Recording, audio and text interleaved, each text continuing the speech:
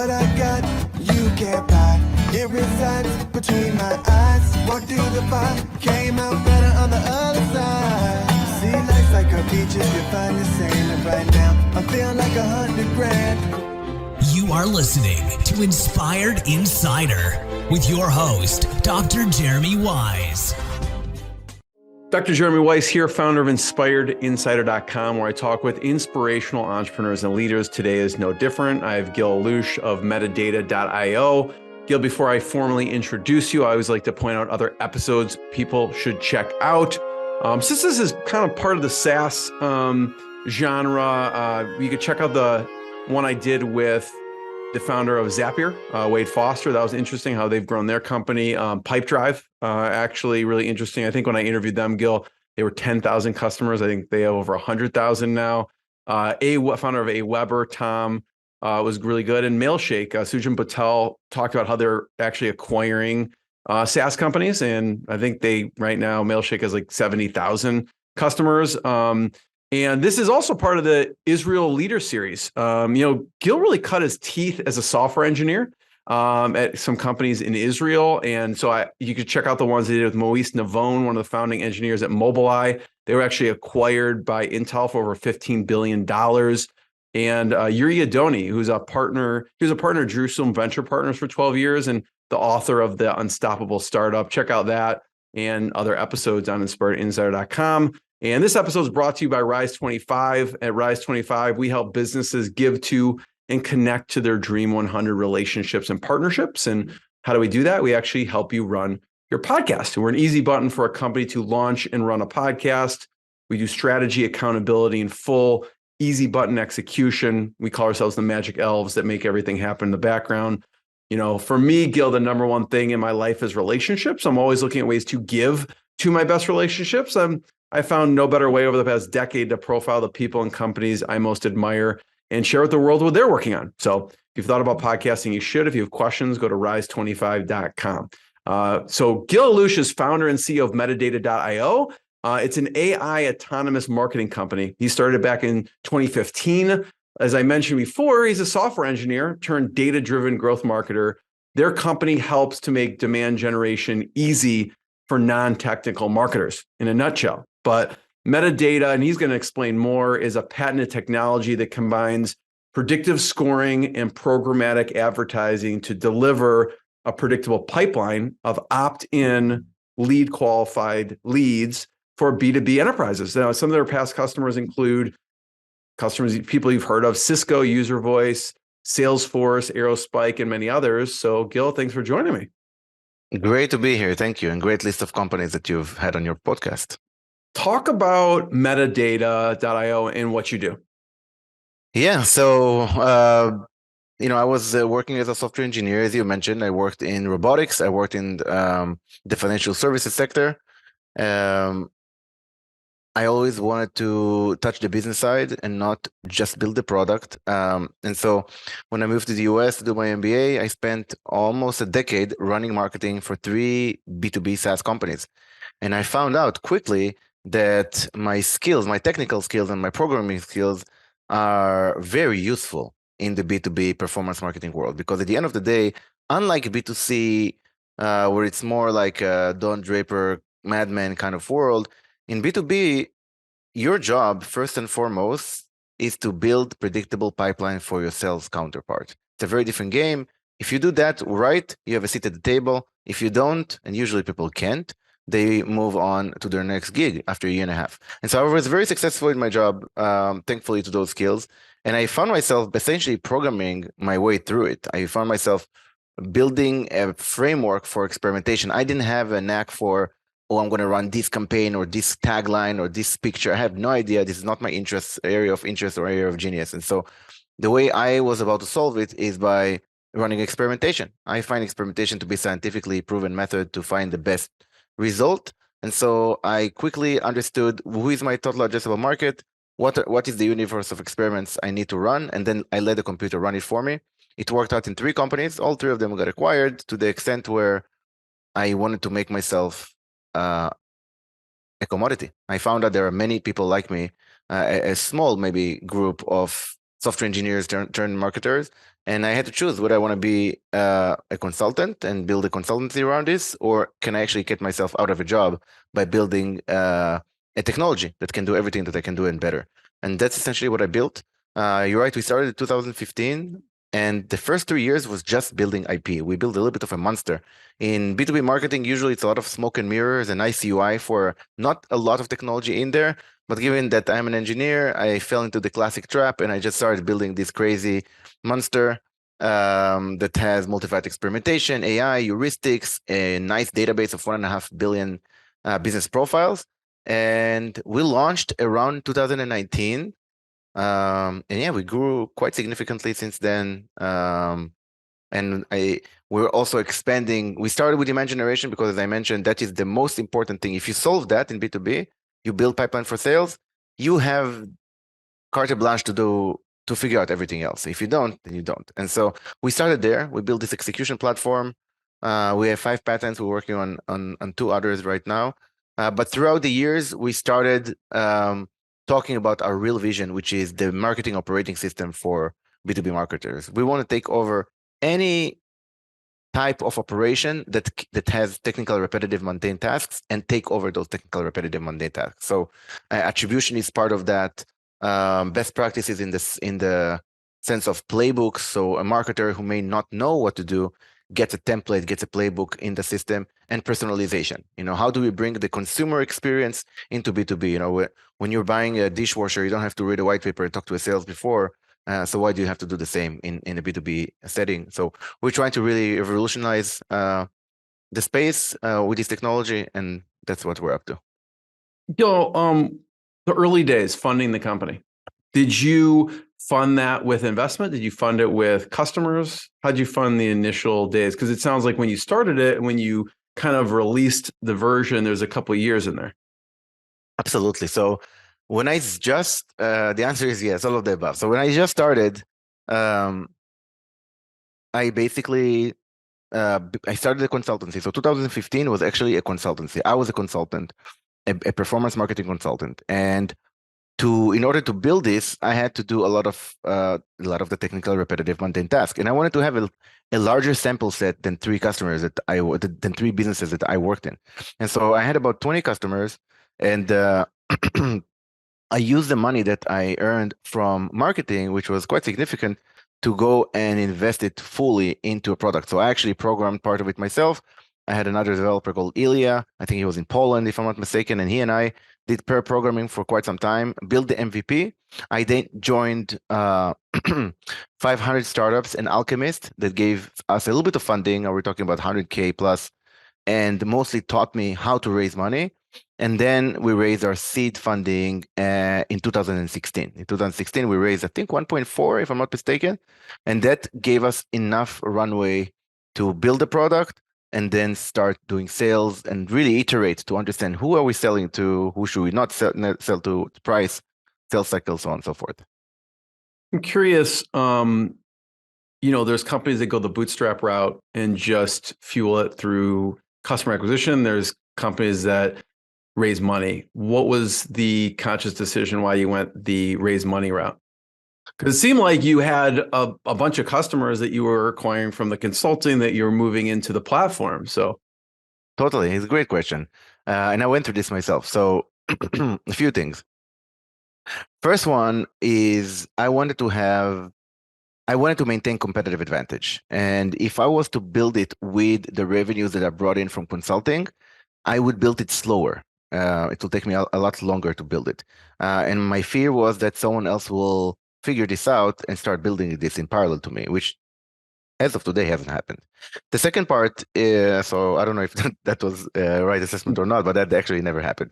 The second part is, in which the main part is I did not want to get distracted. I noticed that my 20 customers like my work and wanted me to do more and more things that have nothing to do with performance marketing, which is all I wanted to focus on.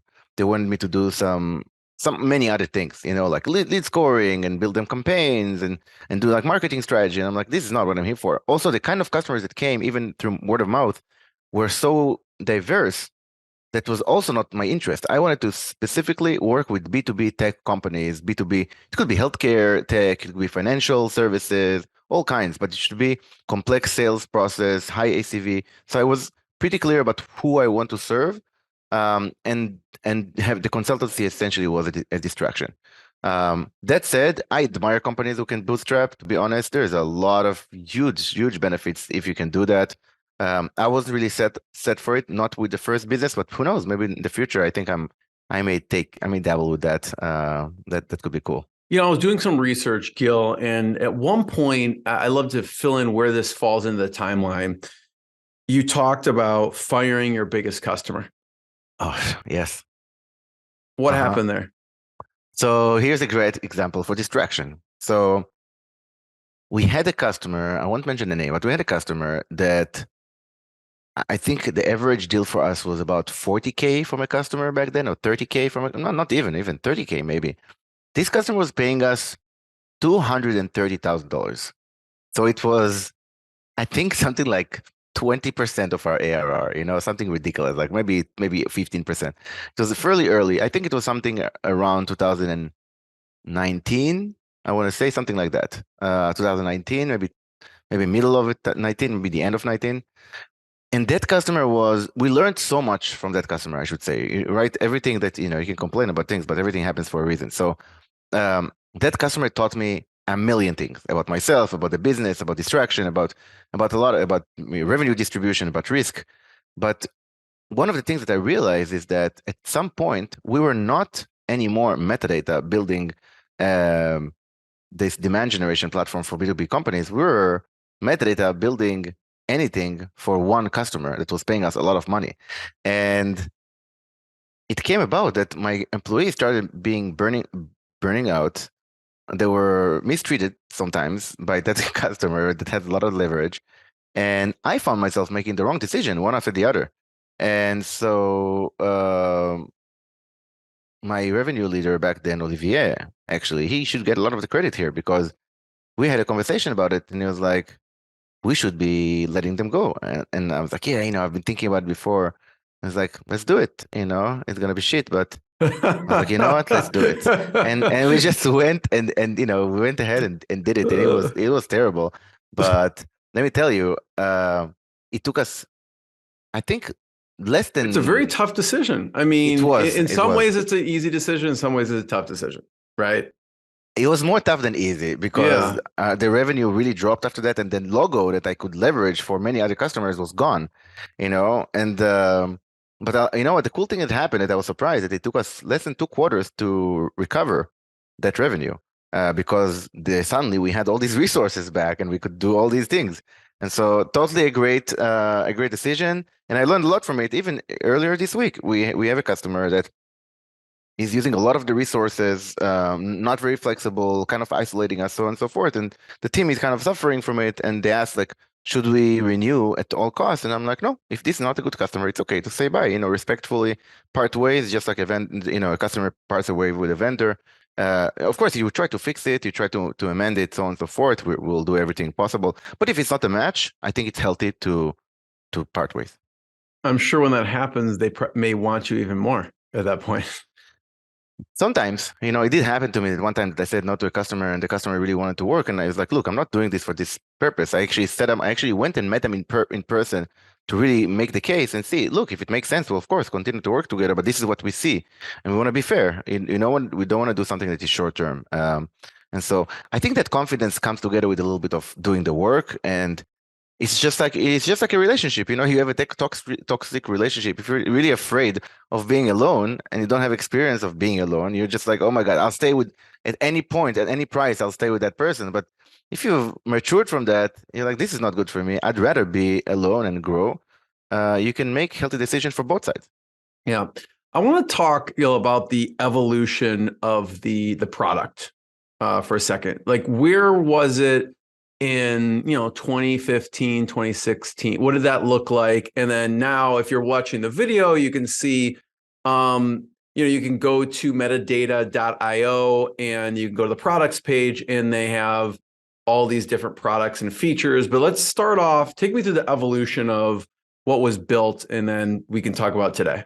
Yeah. So actually, when we started, the product I built, we're talking about that pair programming, was essentially a product that enriched leads. That's all it did. So you put an email in there, and it tells you the full business profile, all the information. Actually, some crazy information that we had there. We had a lot of personal, psychological, marital. There was a lot of crazy data that came out of that product, and it was a popular product. But I realized very quickly that it's not a unique product at all. That this product is essentially going to be a race to the bottom because I'm going to be competing with 50 others. Also, I realized that the data by itself is becoming a commodity. What you do with the data is the actions that you take. That's where the unique value is. And so that's when we made the tough decisions of essentially rebuilding and saying we're going to build something completely different. I remember, so I built this first product for the lead enrichment. It barely was working, but there was crazy demand for it. And I joined 500 startups. I started doing distribution using their best practices. We got something like 1,000 users within a month and a half. Not customers. Many of them were free trials. And so other than a lot of the emails that I got of, this is great, really, not working, perhaps, so on and so forth, I realized that there is nothing unique here. There are many other companies that can offer the same thing. So we converted from that into, okay, now that the data is there, what can you use the data for in order to guarantee pipeline? That's how we essentially put the experimentation, when the next stage, and said, we're not going to rely on the marketer to take the data and figure out how to do the execution. We're going to do the execution for them because they're already lacking time. We're not going to give them yet another dashboard to look at. And so we focused completely on that. And that took us a really long time to build.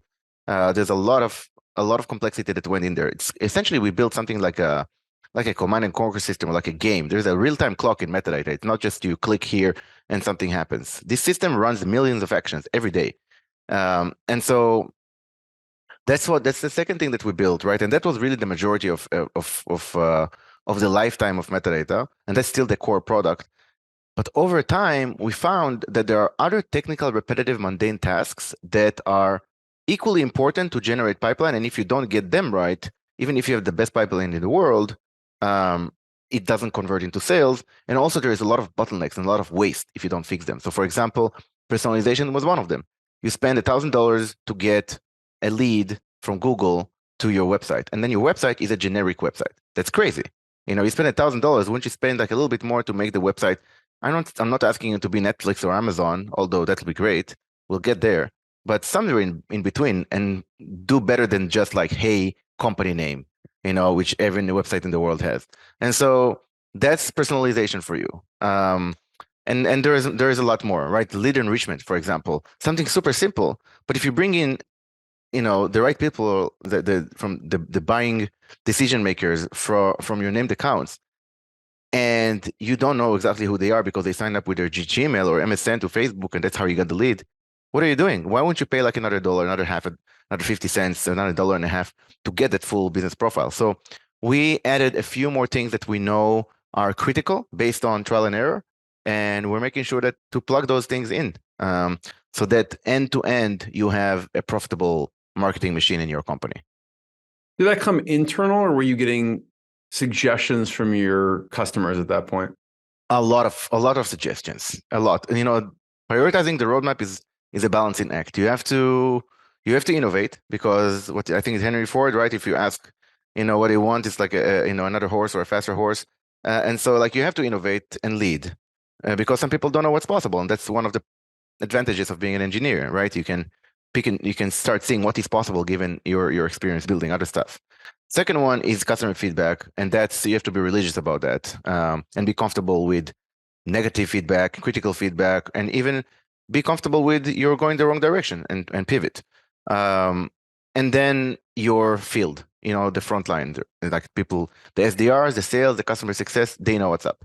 And so you should definitely take into consideration and prioritize based on what they see. I want to talk about some use cases. Before we hit record, you'd mentioned a company used it to do 13,000 experiments. Yes, so we have a customer. It's been a customer for, I think, 2-3 years now. An enterprise customer. They have, their budget is, I think it's something like $3 million a year in marketing programs. Like, it's not Coca-Cola $1 billion, but it's pretty substantial for B2B to spend 3.5 per year. I think it's even more than that. And that means that they also have a lot of creatives, a lot of text variation, a lot of channels, a lot of campaign types. They have a lot. Their marketing mix essentially is huge. It's like a big bucket of like all of these variables. And that's perfect for metadata because a human, even a team of 50 humans, a team, let's say you're hiring an agency and you have 50 people just for you running campaigns. They're going to pick and choose the campaigns that are, first of all, they know how to do, they know how to run, the campaign types they're most experienced with, based on the time of day, because it's not just executing the campaign. That's easy. Even if you're amazing and you can run a campaign within half an hour, it's auditing the campaign day in, day out for pipeline results. Pipeline doesn't happen within a day. It happens, complex sales can happen within a few months. And so that operation takes a lot of time, which means people will always skew towards what they feel more comfortable with, giving their limitation, expertise, time, so on and so forth. So out of, let's say if you multiply all your creative, all your text variation, all the channels, all the campaign types, one time it's a sponsored update, one time it's a lead gen form, one time it's a chatbot, you can get to a universe of, let's say, 15,000 campaigns. And so as a team, you're going to choose, if you're reasonable, 500, 400 campaigns to run this year. It's still a lot, but you can run that kind of operation. What our system offers is to actually execute the entire span, the entire bell curve, because that's what it is eventually. It's the entire bell curve of campaigns. Some of them are going to be extremely bad, and you should shut them down within a few hours or a day. Many of them are going to be average, so you should also shut them down really after a little bit more time, depending on how much volume you need. Then you're being more forgiving or less forgiving for B experiments. But then can you focus on the 10%? It's not even a 20-80 Pareto rule. It's like, can you focus on the 5 to 10% of the campaigns that are yielding all of your pipeline for the smallest CAC? And that you can find out only by experimentation. And that's essentially what the system will do. It will fine tune into that 5%, and then it will create clones of it and derivatives. If it works on LinkedIn, let's create on Facebook and on Twitter. If it works with a sponsored update, let's try a carousel ad and a video. And so that's what the system does over and over. Essentially, it games the system for you. The channels, they optimize for you spending more money on them. But our system, it optimizes for pipeline results, which is unique. And it's agnostic towards which channel, which campaign type, which audience. It does whatever makes sense that brings the results. What about, about cutting customer acquisition costs? You had someone that cut their customer acquisition in half. Yeah, that happens a lot with metadata. So there are a few reasons why that happens. So once we find an experiment that works well, we're going to now clone it across different channels. For example, a regular marketer in B2B world, what are the two most popular channels? It's AdWords, the most classic, right? And LinkedIn, because LinkedIn put a lot of effort and actually built a very nice campaign execution platform for B2B with the criteria for B2B. If you go into Facebook, which most of their advertising dollars comes from political and consumer, you cannot choose job title or seniority. No one puts their company name on Facebook. And so with metadata, we're applying the same B2B graph across all different channels. Instagram, boom, it's a B2B channel. Facebook, of course, YouTube, AdWords, and Twitter is becoming another one. And the list goes on and on. And so just that, because you are one of the 5% of the B2B marketers who are actually spending money on those channels, guess what? You're getting the same lead that you would get on LinkedIn for a third of the price, because you're not competing with other marketers on these particular people. Those particular people usually don't get ads. And so that's one of the reasons customer acquisition cost goes down. And of course, there's the optimization part. The system does not optimize for vanity metrics. It doesn't care about impressions and clicks so much. It cares about, are you generating a conversion from the right company, the right person within that company? Is it converting to pipeline?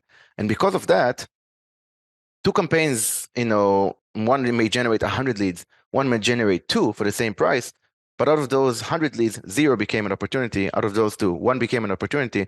The system will know to optimize towards what actually works, and that starts cutting the customer acquisition cost significantly. It's essentially economies of scale.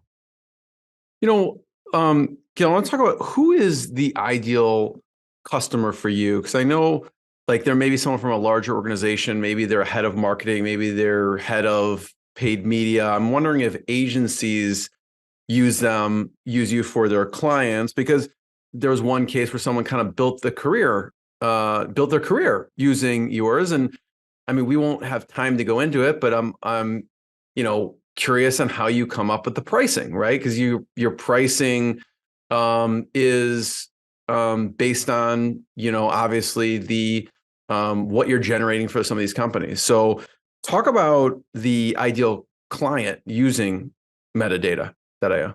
Yeah, it's a very good point. Some marketers that are early adopters totally build their career on metadata, and that's wonderful to see. I think I know over a dozen who moved from like a junior campaign manager to a VP in a span of 3 years. Some of them work for metadata. We have 30 of our investors are former customers or existing customers, and many of our employees actually are former customers. Our ideal customer profile are mid-market companies, so like Zoom that we're using right now is a customer. Yelp, Drift, Gainsight. So I would say a few hundred employees to a few thousands are perfect fit for our full platform. They're spending 50, 60 grand a month, even 40 grand a month.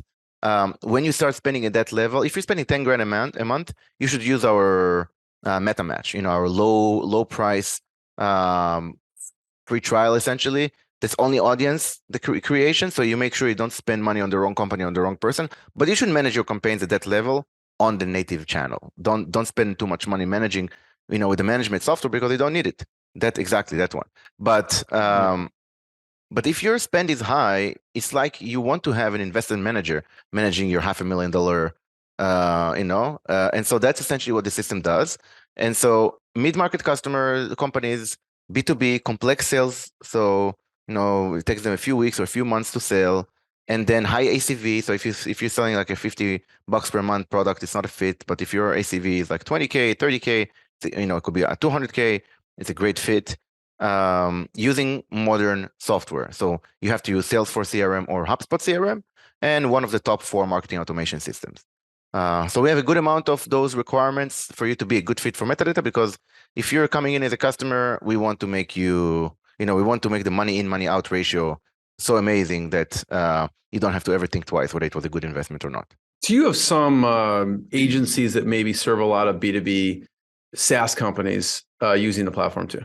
We do. One of the agencies we work with is actually a former customer who built his career with metadata and did so well that he made his existing company a customer. Now he has 10 other customers. We even send customers to those agencies. We work with agencies. They have special pricing and special terms. We have a select number of agencies that are, future-looking early adopters of this methodology, which is different than the usual. And they focus on what they do best, content, strategy, creative, and they don't have to worry about the performance marketing side of things. And those are perfect agencies for us to work with. Gil, I have one last question. First of all, thank you. And everyone check out metadata.io to learn more. Last question, Gil, is what's one thing you learned? You were in the Israeli Defense Forces. What was one thing you learned there that you take to running a company like you are now? When overwhelmed, which happens a lot, managing the psychology. So taking a breather, kind of understanding the surrounding, writing a mental or a physical note of what's going on and why am I here? What do I need to do? And kind of going back to fundamentals versus getting into flight or fight or into reactive mode. And so this is one of the things I've learned from one of my superiors and took to my civilian life into running a company. Cool. Gil, thanks. Everyone check out metadata.io, more episodes of the podcast. Thanks, Gil. Thanks, everyone. Thank you very much. It was great to be on your podcast. What I got, you can't buy.